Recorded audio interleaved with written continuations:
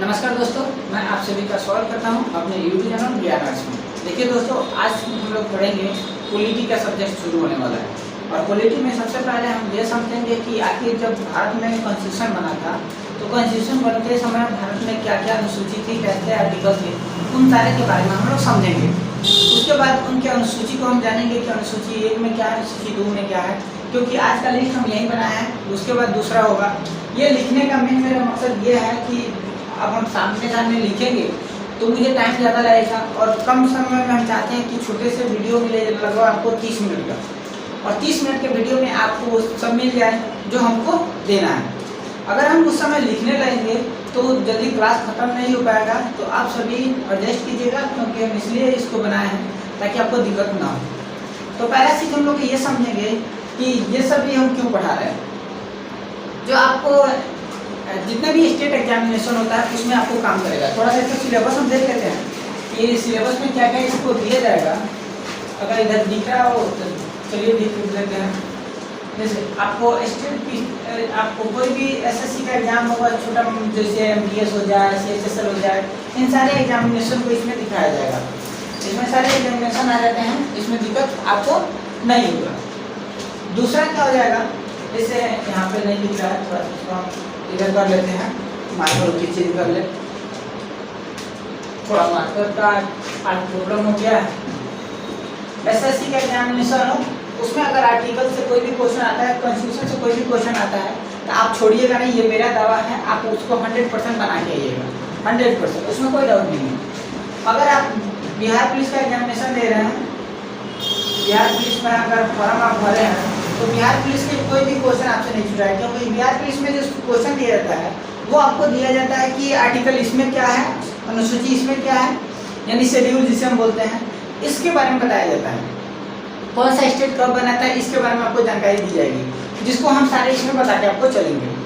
दूसरा है, यदि आप स्टेट बिहार पुलिस के अलावा किसी का भी एग्जामिनेशन, कोई भी स्टेट पुलिस हो, अगर किसी भी स्टेट पुलिस का आप एग्जामिनेशन दे रहे हैं उसमें आपको ये फायदे करेगा। दूसरा सबसे ज़्यादा इम्पोर्टेंट तो ये है कि आप ये जानते होंगे कि रेलवे का एग्जामिनेशन होता है। आप रेलवे जानते हैं, रेलवे में तो 100% इससे क्वेश्चन आना ही है, कोई डाउट ही नहीं है 100% इसमें क्या। अभी ALP वाला जो आने वाला है, ALP, उसका 5 सितंबर से बैच लॉन्च होगा, लेकिन ALP का जो बैच है वो 5 सितंबर से लगेगी। ALP जो है वो बहुत इंपॉर्टेंट चैप्टर है। इसके साथ साथ हम आपको इलेक्ट्रीशियन का जो ट्रेड है उसको भी कंप्लीट हम कराएंगे, क्योंकि इलेक्ट्रीशियन का ट्रेड से आपको पता चल जाएगा कि हाँ कौन सी क्वेश्चन कहाँ पे है, ताकि आपको टेक्नीशियन में जाने में दिक्कत ना हो। उसके लिए हम पूरे तैयारी करके आपको दिखाएंगे। और उसके बाद कोई भी एग्जाम हो, इसके अलावा कोई भी ETC लिख लीजिए, किसी भी एग्जाम में आप बैठ रहे हैं तो इसके सारे इम्पोर्टेंट के लिए ये सारे इम्पोर्टेंट है। तो सबसे पहले हम ये समझेंगे कि आखिर इस वीडियो में हमको कैसे पढ़ना है। देखिए, हमारे द्वारा ये लिखा गया है, उसको आपको क्या करना है, नोट कर लेना है। तो इसमें हम बोलेंगे उसको नोट कर लीजिएगा, उसमें दिक्कत वाली बात नहीं है। दूसरी चीज़ ये है कि मान लीजिए ये बना हुआ है, ये सारे शेड्यूल बनाए हैं, ताकि टाइम आपका कम ले, 10 से 20 मिनट से मैक्सिमम 30 मिनट के अंदर का वीडियो हम कंप्लीट कर देंगे। इस 30 मिनट में आपको हम चाहेंगे कि अच्छा वीडियो आपको मिल जाए। अगर हम इस समय लिखते, जैसे मान लीजिए सब लिखने में टाइम लगा देंगे तो आपको टाइम ज़्यादा हो जाएगा, 1 घंटा की क्लास 1 बज जाएगा, और उतना टाइम नहीं है किसी के पास जो हाँ 1 घंटा बैठ के देखिए एक लगता है। इसीलिए 10 मिनट, 15 मिनट, 20 मिनट, 30 मिनट का वीडियो आपको अपलोड करा जाता है, ताकि आप देख सकते हैं। साथ ही साथ हम आपको मैथ का क्लास प्रोवाइड करा रहे हैं, मैथ क्लास भी आप देख सकते हैं, जाके मैथ का लिस्ट में जाइए और मैथ का वहाँ से वीडियो देख लीजिए।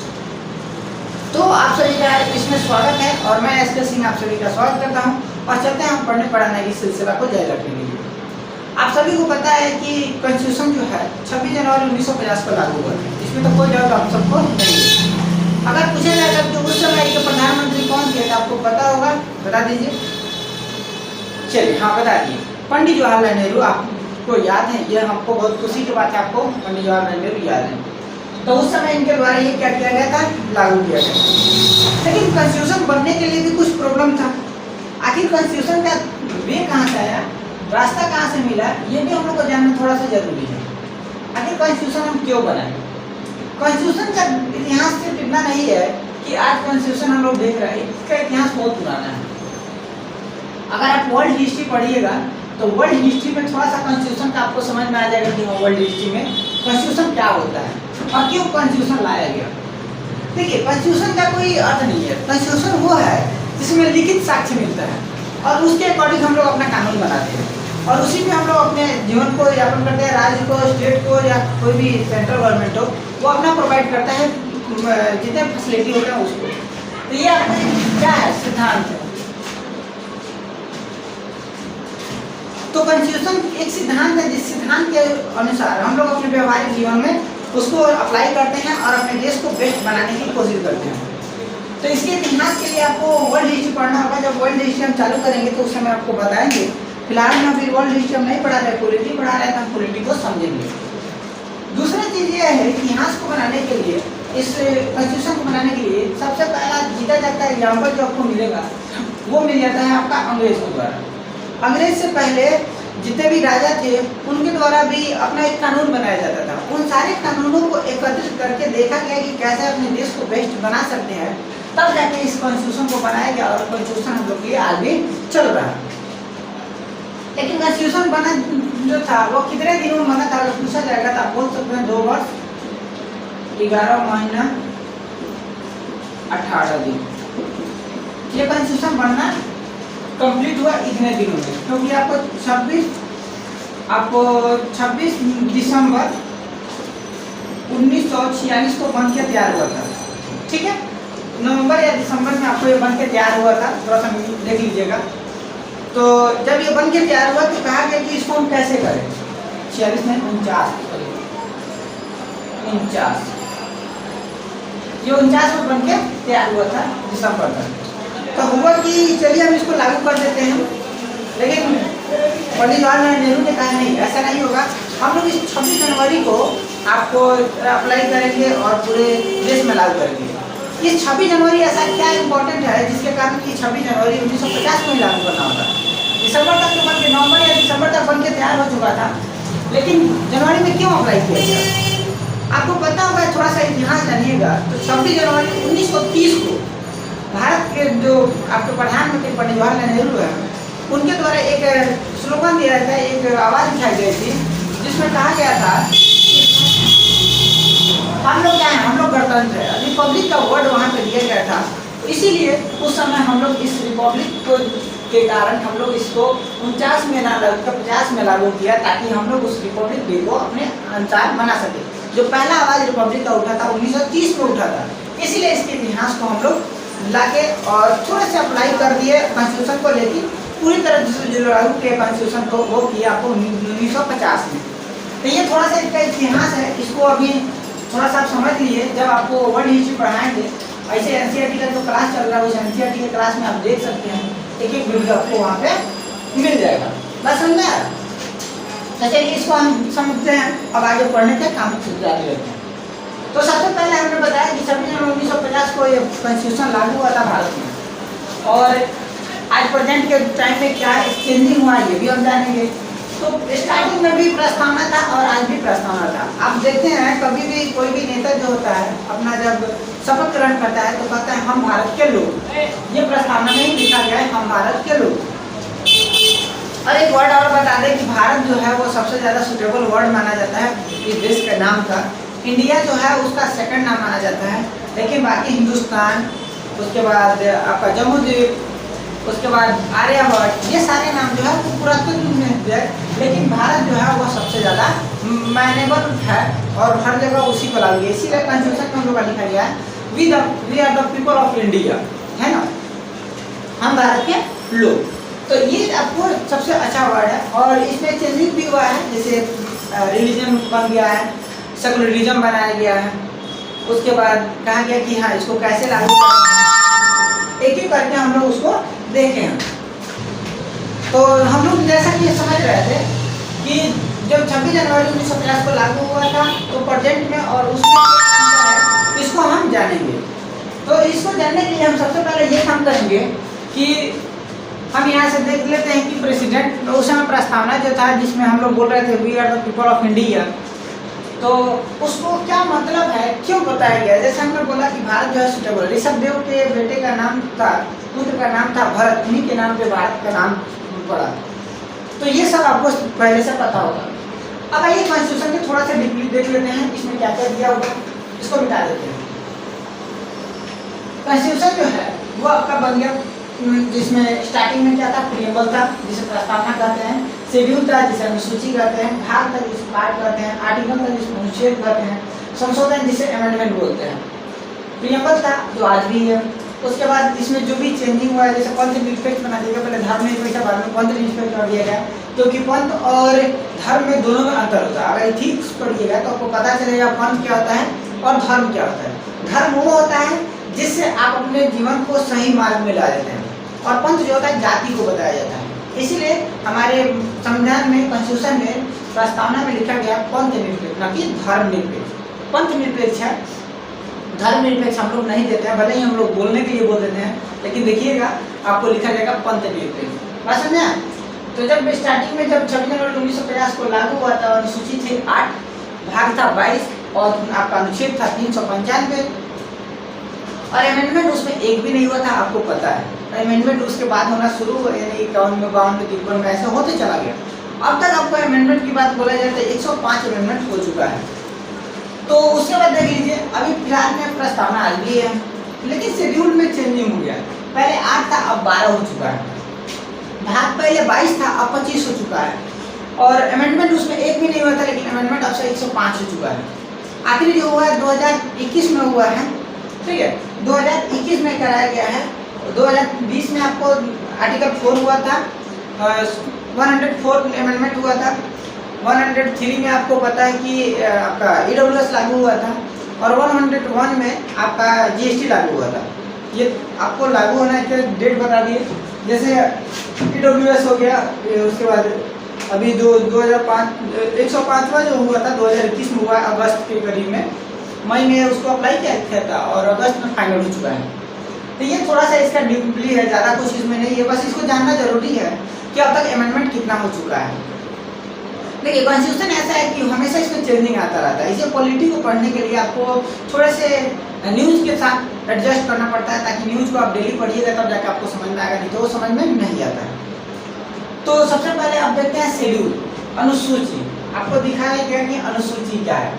अनुसूची यहाँ पे, अनुसूची 1, 2, 3, 4, 5, 6, 7, हमने 7 अनुसूची लिखा है। 12 अनुसूची आपको पहले ही बता दिया कि पहले 8 था, अब 12 हो चुका है। तो पहले इन 7 को देखेंगे, उसके बाद अगला भी देखेंगे, ताकि उससे साथ में हम लोग का कंप्लीट हो जाएगा, और शेड्यूल जब खत्म हो जाएगा, अनुसूची खत्म हो जाएगा, उसके बाद आर्टिकल को हम लोग शुरू करेंगे। भाग 1, भाग 2, भाग 3 ऐसे करते हुए पूरे तो खत्म करेंगे। तो सबसे पहला है कि अनुसूची 1। अनुसूची 1 जो बताता है केंद्र राज्य और केंद्र शासित प्रदेश को बताया, जैसे स्टेट और यूटी बोलते हैं। अब स्टेट और यूटी को समझने के लिए थोड़ा सा देखिए। स्टेट उसे कहते हैं जिसमें स्टेट सरकार जो होते हैं, गवर्नमेंट जो होते हैं, वो स्टेट गवर्नमेंट आपका पूरा काम करता है, जिसमें 90% योगदान स्टेट का होता है, 10% ही आपका सेंट्रल का होता है। लेकिन आपका यूटी जो होता है उसमें 90% सेंट्रल का योगदान होता है और 10% ही स्टेट का होता है। इसीलिए भारत जब बिहार को नीतीश कुमार बने, CM बने, तो उन्होंने कहा कि मैं किसको, बिहार को चाहता हूँ कि यूटी बना दूँ, विशेष राज्य की दर्जा दिलवा दूँ, यानी केंद्र शासित प्रदेश बना दूँ, ताकि हम लोग को भी ज़्यादा फायदा मिले, सेंट्रल की तरफ से ज़्यादा इनकम आए और हम अपने राज्य को आगे बढ़ाएंगे। सही भी है, अगर मान लीजिए कोई पार्टी में है और वो चाहता है कि हाँ अपना स्टेट आगे बढ़े, तो इसमें खुशी की बात है। ऐसे भी बिहार तो सबसे पिछड़ा वर्ग में हम लोग गिने जाते हैं। हम बिहार के लोग जो हैं पूरे पिछड़े वर्ग में, कहीं भी जाइए तो आपको बिहार को इतना ज़्यादा हीन समझा जाता है कि समझिए वो किसी का चोरी किया हुआ है, ऐसा स्थिति है। अगर आप कहीं दिल्ली में जाते हैं, दूसरे स्टेट में जाते हैं, तो कहते हैं हम बिहारी हैं, तो कुछ लोग देखें बिहारी है, कैसा बिहारी है, ऐसे लगता है कि हम लोग उससे चोरी किया, हम लोग उससे खर्ची मांगते हैं। लेकिन क्या कीजिएगा, वो मानसिकता बना चुका गया है, तो हम लोग मानते हैं और हम लोग भी उसी तरह है। हम लोग बाहर जाते हैं तो अपने राज्य का नाम लेना में हम डरते हैं, हम बिहारी, ऐसे नहीं बोल, आप बिहारी हैं जम के बोलिए कि हम बिहारी हैं। और जब हम भारत में है और भारत के एक पार्ट है स्टेट, तो हम स्टेट में रहते हैं, तो पहले कोई भी पूछे तो हम भारतीय हैं और भारत के हिसाब से हम जीते हैं। हमारा किस स्टेट में है वो तो बाद का है, रेसिडेंस हम बाद में देखते हैं, पहले हम ये देखते हैं कि हम है कौन, हम भारतीय हैं। तो ये सबसे याद रखना चाहिए। तो पहला हमने बताया कि राज्य और केंद्र शासित प्रदेश की बात बताया गया था। लेकिन जब आपका कॉन्स्टिट्यूशन बन के तैयार हुआ, जब गठन किया गया भारत के अलग अलग जगहों को, तो उस समय 14 स्टेट बनाए गए थे और 6 यूटी बनाए गए थे। 14 स्टेट थे और 6 यूटी बनाया गया था। लेकिन बाद में जब पहला गठन अपने से दोबारा किया गया तो उस समय आपको गुजरात को 15वां स्टेट का दर्जा दिया गया। किसको? 15वां। तो जब गुजरात उसमें इंक्लूड हुआ, उसके बाद आपको गोवा मिल गया और धीरे धीरे करते हुए आखिरी जो है वो तेलंगाना बनाया गया 2014 में। कब बनाया गया? 2014 में। आंध्र प्रदेश को थोड़ा सा निकाल के, उसके पार्ट को निकाल के तेलंगाना बना दिया गया। और तेलंगाना में जब बना तो उस समय हमारे भारत में 29 राज्य थे। कितने? 29 राज्य थे और आपको 8 केंद्र शासित प्रदेश था, यानी 8 यूटी था। लेकिन अभी जो है वो चेंजिंग हो चुका है। पहले 29 था क्योंकि जम्मू कश्मीर एक स्टेट का दर्जा था, लेकिन अब जम्मू कश्मीर एक स्टेट नहीं है, वो क्या बन गया है? यूटी बन गया। और वो एक नहीं रहा, वो 2 बन गया। एक लद्दाख बना दिया गया, एक जम्मू कश्मीर बना दिया गया। इसलिए उसको निकाल दीजिए तो 29 में से एक निकल गया तो 28 बन गया। और केंद्र शासित प्रदेश जो है वो आपको क्या पड़ गया? हो गया 8 हो गया है। यानी कि जब ये 25वां था तो 7 था, लेकिन बाद में जब हुआ तो ये 8 बन गया। अभी भी 8 ही हैं, जिसमें जम्मू कश्मीर और लद्दाख को इंक्लूड कर दिया गया है और वो बन गया आपका टोटल 8। दमन और दीव को लगभग 1961 में पुर्तगालियों से खाली कराया गया और 1987 आते आते गोवा और दमन दीव को इसको क्या बना दिया गया? गोवा को स्टेट बना दिया गया और दमन दीव को यूटी बना दिया गया। ये आपको थोड़ा सा याद रखना चाहिए। तो ये आपका जो है अनुच्छेद 1 खत्म हो गया। पूछा जाएगा अनुसूची 1 में क्या है, तो बताइएगा राज्य और केंद्र शासित प्रदेश। पूछा जाए केंद्र शासित प्रदेश का आखिरी जब स्टेट बना था, कब बना था, तो बना दीजिएगा तेलंगाना 2014 में बना था। लेकिन अगर आखिरी यूटी बता दिया जाए, यानी कि उसको अलग करके यूटी कब बनाया गया, तो 2021 में बनाया गया। और वो कब? जब जम्मू कश्मीर को यूटी में तब्दील किया गया, तब एक कम हुआ है। इधर 28 हो गया, इधर 8 हो गया। राइट, समझ में आ गया? दूसरा जो है, देखिए दूसरा में क्या फायदा है। दूसरा को वेतन और भत्ते बताएगा। अब बताइए, पहला में यूटी बताया गया, स्टेट बताया गया, दूसरा में वेतन बताया गया। पहले शपथ नहीं कराएंगे, पहले वेतन दिलाएंगे कि बबुआ हमको वेतन बढ़िया चाहिए, तभी हम कुछ करेंगे, नहीं तो नहीं करेंगे। पहले वेतन बताया जाता है, उसके वेतन भत्ते के बाद आपको क्या बताया जाता है? शपथ बताया जाता है। अब वेतन किन के बाद तो बताइए। जैसे वेतन में हो जाएगा आपके जितने भी मेंबर्स हैं उन सारे को, जैसे आप असेंबली के हों, किसी भी असेंबली के, चाहे लोकसभा के हैं, चाहे राज्यसभा के हैं, या विधानसभा के हैं, या विधान परिषद के हैं, किसी भी सदस्य, किसी भी सभा के असेंबली के मेंबर हैं, तो आपके सारे वेतन भत्ते इसी से आपको इंक्लूड किया गया। यहाँ तक आपको सबसे हाईएस्ट पोस्ट, जैसे मान लीजिए राष्ट्रपति हो, पीएम हो, काउंसिल हो, एजी हो, सीएजी हो, यानी सबका ये जो वेतन भत्ते हैं वो सारे इसी में इंक्लूड किया गया है। इसलिए इसमें देखिए थोड़ा सा लंबा लिस्ट है, जैसे आपका हो जाए। और ये रिटेनर समझ लीजिए पहले थोड़ा सा। रिटेनर वो होता है जिसमें वेतन भत्ते की, सारे वेतन भत्ते का जो बात किया जाता है वो रिटेनर कहलाता है। जैसे पीएम हो जाए, गवर्नर हो जाए, काउंसिल मिनिस्टर हो जाएंगे, आपको जज हो जाएंगे, हाई कोर्ट और सुप्रीम कोर्ट के जज भी हैं, वह इनका वेतन भत्ता इसी में होता है। हाँ, एक बात है कि उन लोग का वेतन भत्ता कटौती नहीं होता है। अब आप बताइए, और ये मालूम है कौन बनाता है? ये पार्लियामेंट के द्वारा पारित किया जाता है, इतना रुपया आपको देना है। अब आप बताइए, जिस दही का रखवार बिलाई हो तो वह दही बचने वाला है? नहीं बचेगा। वही हाल है हम लोग के स्टेट में। अब पार्लियामेंट खुद तय करेगा वो अपना वेतन का, तो पार्लियामेंट में दूसरा कोई बैठा नहीं है, वहीं पे तो बैठे हुए हैं, तो वो लोग अपना काम कर पाएंगे। इसीलिए तो अग्निवीर ला दिए और उधर का हटा दिए। अग्निवीर के खत्म हो गया कहानी। आपको पेंशन नहीं मिलेगा, सैलरी आपको 30,000 मिलेगा, उसमें आपको आधा काट लिया जाएगा और तब आपको 4 साल के बाद आपको पैसा दिया जाएगा। ये सब कबाड़ी ही तो किया गया है। अपने पैसा, नेता लोग पैसे पे पैसे जेब में रखेंगे, लेकिन जो जनता है, जो गरीब घर से जाके वहाँ पे लड़ रहा है, देश की रक्षा कर रहा है, तो उनका पैसा कम हो जाना चाहिए। लेकिन आपका पैसा कम नहीं, चाहे एसी में बैठ के हवा खा रहा है तब भी ये स्थिति है। तो क्या कीजिएगा, तो हम भी नहीं सकते हैं कुछ। तो ये आपको समझ में आ गया। और ये जो होता है, हाँ, ये थोड़ा सा है सोशलिटरी जो आते हैं वहाँ निर्देशक होते हैं, वह इस पर लागू करेंगे, वह डिसाइड करते हैं कि इनका काम है सिर्फ डिसाइड करने का, दूसरा कुछ नहीं है। जो एजी होते हैं, एसजी होते हैं, इनके प्रेसिडेंट जो होते हैं वही डिसाइड करते हैं। इनका कोई वैल्यू नहीं। मान लीजिए अगर ये पार्लियामेंट ही सब कुछ करेगा तो इनका क्या वैल्यू, इनको कहेंगे तो ये कर नहीं देंगे। इनका काम उतना ही होता है कि हाँ देख लेते हैं कि भारत में जो कॉन्स्टिट्यूशन है उसको सही से लागू हो रहा है कि नहीं, सारे लोग मौलिक अधिकार का पालन कर रहे हैं, बस इतना ही काम है लोगों को। हाँ पद में सबसे ऊंचा है, पद में तो सबसे ऊंचा माना जाता है, कानून बनाने के लिए सबसे पद में ऊंचा है, लेकिन उनका कोई ज़्यादा खास अच्छी नहीं होता, पहचान नहीं होता है, क्योंकि सारे अगर भारत की बात बोले तो हर एक काम तो पार्लियामेंट के थ्रू है। पार्लियामेंट में जो प्रधानमंत्री हैं बैठे हुए हैं, और उसके बाद ये लोग बैठे हुए हैं, यही लोग तो सारे करते हैं, बाकी लोग तो उनके अधीन चलने वाले हैं। आज मोदी जी हैं, मोदी जी स्टेज पे बैठे हुए हैं, वो जब बोलेंगे जो बोलेंगे वही होगा। मोदी जी और अपने पार्टी की बातों को नहीं मानते। क्यों नहीं मानते हैं? क्योंकि पार्टी उन्हीं के नाम पे चलता है, और जिस व्यक्ति के नाम पे ही पार्टी चलता हो वो व्यक्ति किसी से डरेगा नहीं, डरेगा। और वही हाल अभी हुआ है। नरेंद्र मोदी किसी के बात पे नहीं मानेंगे, जो मर्जी करेंगे। कैसे करेंगे? क्योंकि बीजेपी उन्हीं के नाम पे चलता है। आज किसी को भी जीतना है तो मोदी के नाम पे जीत रहा है, तो जब मोदी के नाम पे जीत रहा है तो क्या दूसरा कोई कर पाएगा? कुछ नहीं कर पाएगा। समझ में आएगा? तो ये हम लोग का हो गया आपका तो तीसरा समझ में आएगा। दूसरा समझ में आएगा वेतन भत्ते का। तीसरा शपथ।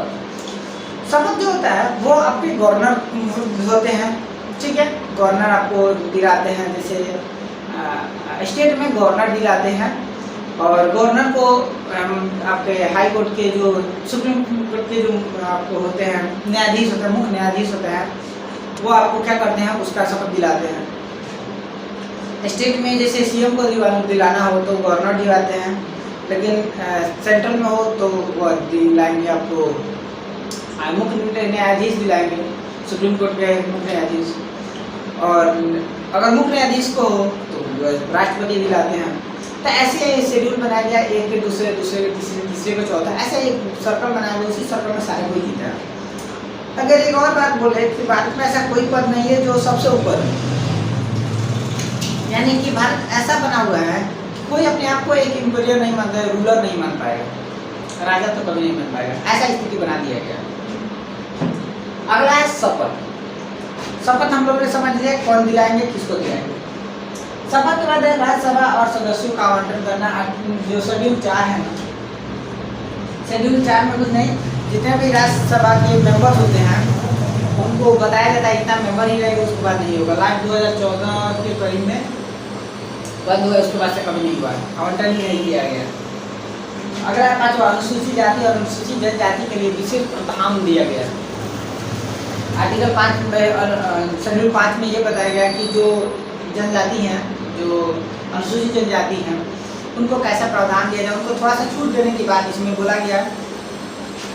और आर्टिकल जो 7 आपका है, आर्टिकल 5 हो गया जिसमें जाति और अनुसूचित जाति की बात करेगा। आर्टिकल 6 जो है ये थोड़ा इम्पोर्टेंट है, इसमें विशेष प्रशासनिक क्षेत्रों को विशेष प्रावधान दिया गया। ये विशेष प्रशासनिक क्षेत्र क्या है? देखिए हमारे भारत में कुछ ऐसे क्षेत्र हैं जहाँ पे अगर स्टेट की बात बोले तो वो चाहेगा कि हम जल्दी आज़ाद हो जाए। जैसे उत्तर पूर्व में आप देख लीजिएगा, असम हो जाए, मेघालय हो जाए, मणिपुर हो जाए, मिजोरम हो जाए, ये सब जो है त्रिपुरा हो जाए, ये सभी जो चाहते हैं कि हम कब अलग हो जाए यहाँ भारत से, लेकिन भारत जो है उसको एकत्रित करके रखा हुआ है, इसलिए उन लोग को थोड़ा सा छूट दिया गया है। अब जैसे आदमी वर्ग में कोई व्यक्ति हो और थोड़ा सा गरीब हो तो हम क्या करेंगे, उनको थोड़ा सा प्रावधान देंगे, आगे बढ़ाएंगे, चलिए थोड़ा सा आपकी मदद करते हैं बड़े। और आरक्षण की बात तो वहीं से आया है ना, जो गरीब है वो गरीब ही रह जाएंगे, इसलिए आरक्षण दिया गया ताकि वो धनी बनने का काम कर सके। चलिए आखिरी जो है वो आपका अनुसूची 7 जो है ये आपको बताता है कि अनुसूची जो है, सूचियाँ जो बनाई गई 3 बनाई गई है। अनुसूची कितना बनाया गया? 3 बनाया गया। और वो अनुसूची कौन कौन है? अनुसूची 1, 2, 3। पहला में है संघ, जिसे संघ सूची बोलते हैं। दूसरा जिसे राज्य सूची बोलते हैं। तीसरा जिसे समवर्ती सूची बोलते हैं। संघ सूची में वे सारे कानून आते हैं जिसमें सिर्फ संघ कानून बना सकता है, वो दूसरा कोई उसमें कानून नहीं बनाए। अगर कोई बना रहा है तो वो सारे के सारे कैंसिल हो जाएंगे। इसमें पहले 97 थे विषय थे, लेकिन अभी 100 हो चुका है। कितना हो चुका है? 100 हो चुका है। अब दूसरा है सूची है जिसे स्टेट सूची, जिसे राज्य सूची बोलते हैं। राज्य सूची जो होता है जिसमें सिर्फ राज्य के द्वारा ही कानून बनाया जाएगा, उसमें स्टेट जो है सेंट्रल जो है वो हस्तक्षेप नहीं करेगा, उनके कानून को हाथ नहीं लगाएगा। और तीसरा जो है वो आपका समवर्ती सूची है। लेकिन राज्य सूची में टोटल विषय जो है 61 था, अभी 66 हो चुका है, बढ़ चुका है। अब ये जिसमें विषय की बोलते हैं वो इतना होता है।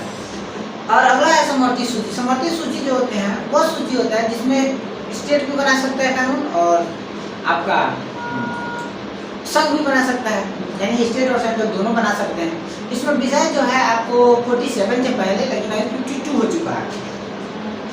अगर इन 7-8 शेड्यूल को आप समझ लिए होंगे तो इसके लिए आप इसको एक बार नोट कर लीजिए, स्क्रीनशॉट ले लीजिए।